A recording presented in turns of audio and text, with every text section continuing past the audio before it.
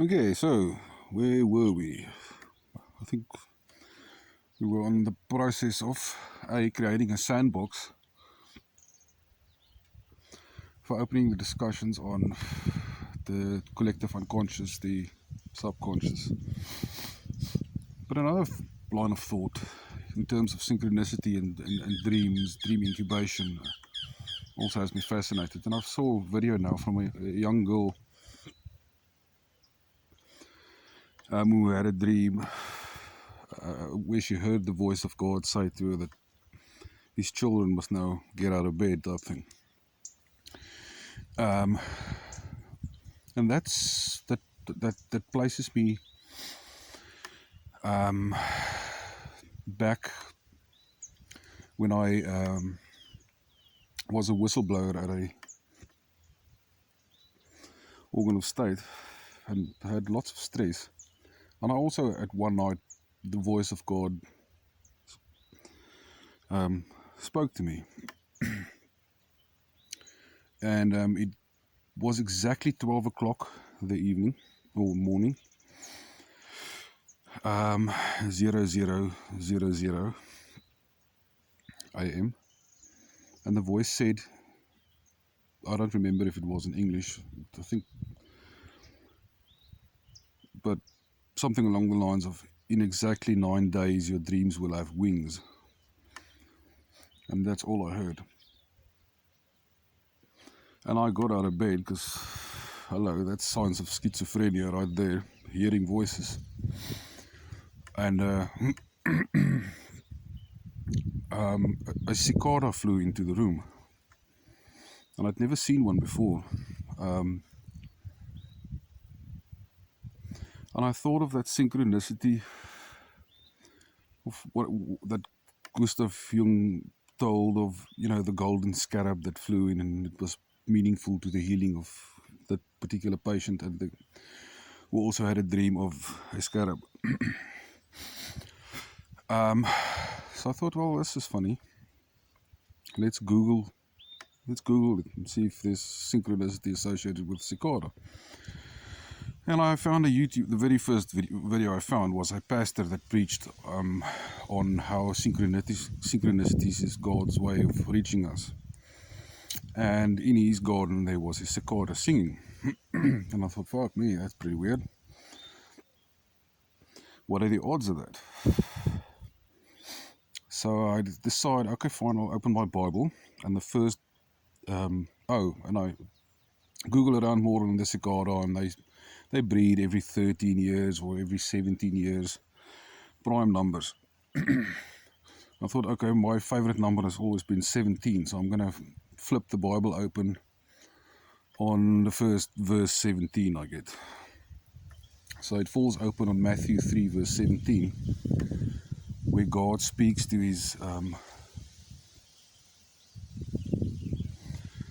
to someone.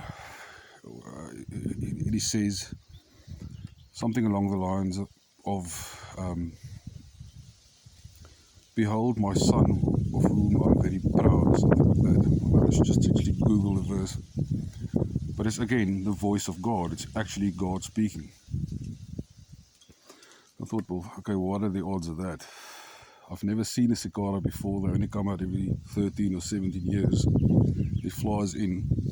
The YouTube video has cicada singing in it. Again, now if you think on it just in terms of nature, predators are outfoxed by the breeding pattern of these cicadas because they're asynchronous in a prime number, so predators can't predict when these insects will go wild, so they beat the system by being asynchronous with nature. And yet there's this experience where a cicada flies in, and the first video I find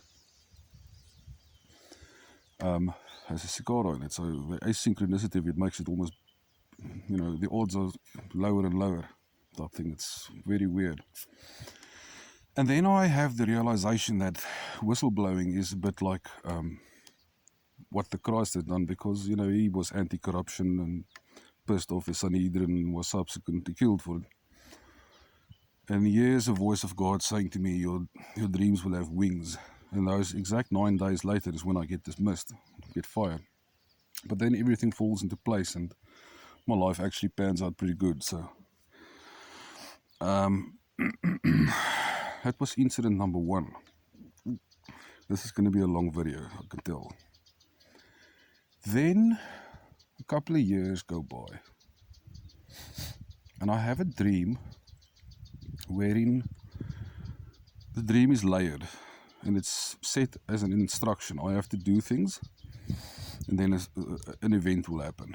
And the first part of the dream, the sun rises with the, but the sun is symbolic of the light of God.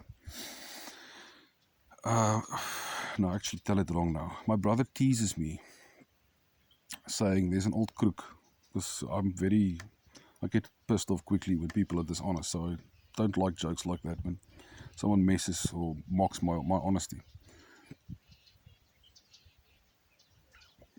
Damn it. But eventually I go and look at the front door. This is all part of the dream still. I open the door and there's this girl with this ginormous mushroom and sort of like a Rasta motif, like ganja motif hat, this ginormous silly hat. And me and this girl fall in love as the Son of God, the light of God is rising over us, and it's this beautiful, beautiful healing light that fills me with joy, and I have an absolute, brilliant romance type thing. And then the dream restarts, but now it's an instruction. It's no longer explaining the result. Now it's explaining the method of how to get there. And it's in the dream I go for a haircut, and a Rolling Stones protest song plays. You know that song of anti-corruption. I forget its name now. And once I walk out of the hair salon, I will meet Keith Richards.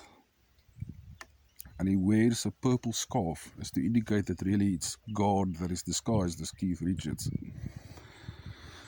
And then I will meet this girl. So the next day I'm kind of curious, because the last, with the whistleblowing event and how that played out, and how all those symbols sort of like ruled out fear for me. Now I'm kind of curious, is this possible? Can something predict the future? Does something actually know the future? So I go to the hair salon and I get the haircut, and sure as hell the song plays on the radio. Then I walk out to the direction where I would meet Keith Richards, but there's no man in purple scarf, but there's a purple van that's been fading in the sun with the words, Jesus is the real rock. Okay, so I immediately make the connection. Okay, Keith Richards is possibly the real rock in terms of rock and roll. So I think, okay, so this is pretty weird. Okay, it is religious. It is a religious thing. It's not Keith Richards or God disguised as Keith Richards. It's more like a van that possibly carries musical instruments that is of a religious organization. So now I'm thinking, but how does it now my mind is working back on the first dream, because the first dream my brother persistently teased me. And 2 days later it's his birthday. And I start to wonder, holy shit, am I going to meet this person today? Because this would be the second time I think of him. And I phone him up, and he's not his usual self. He doesn't tease me at all, and he's very logical and sort of perhaps annoyed with the fact that I'm phoning him, because he's just not in a humorous mood. And I thought, oh, that's freaking weird.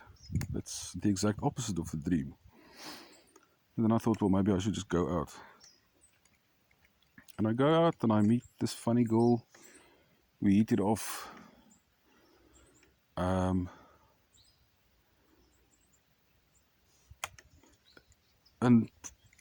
the way we connect, we just, from into the space of 30 seconds to maybe a minute and maybe 2 minutes, we move from what we do for a life to, inner wounds and bad situations in life that caused injury, etc.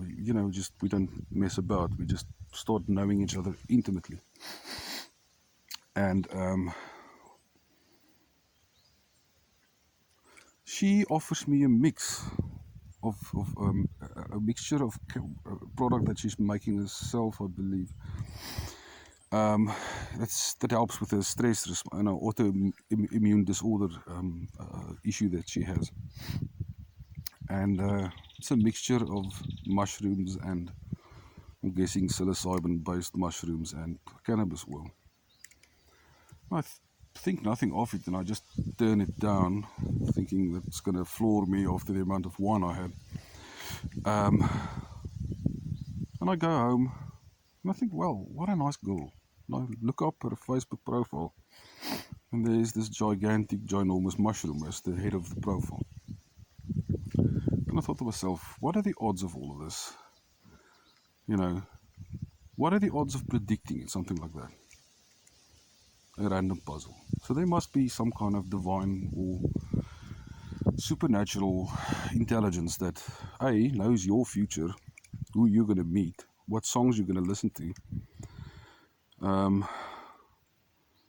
and how to make friends with another person, which coincidentally has the same hat as in the dream type thing. So we become friends, and I'm also a dream analyst. I enjoy dreams, and I have had many prophetic dreams. And she tells me a dream, and I say, oh shucks, this girl is on the same path as the one I was on. She's going to get fired. She had a dream of someone else driving her vehicle and rolling it. And I interpret that as loss of income, your monthly income, monthly car payments and all that go. But in any event, I happen to have gone through exactly the hell that she's about to embark on. So, no romance, but I'm being hoodwinked into being there for her with the right kind of emotional support and protecting of a sense of self-worth. And I could also have aided in the legal issue if she wanted to pursue, but she just didn't want to, which in any event is possibly wiser for one's system. So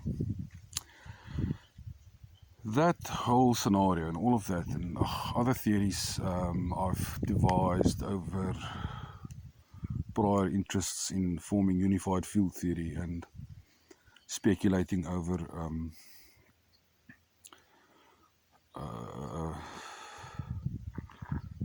gravitational waves and gravitational resonance, and gravitational waves now at least has been proven to exist. So, but I always knew there was some kind of intelligence in it, and it intervenes, and it does so via dreams also. But now, creating a theoretical space for top psychologists to also engage in these type of discussions. And what I've noticed in my amateur research is that the kids that are most psychic as young ones are usually also your super bright kids. And I think that babies are psychic. It's once your conscious linear thinking mind begins to develop, then that faculty tones down and you become a rational person in this three-dimensional reality and no longer really use the ability. Because I think the function of psychic information or telepathic information is to aid the child in learning language. It must already be able to feel what mother is feeling when mother is associating icons or words or linear audio streams to it. So I think we're all psychic.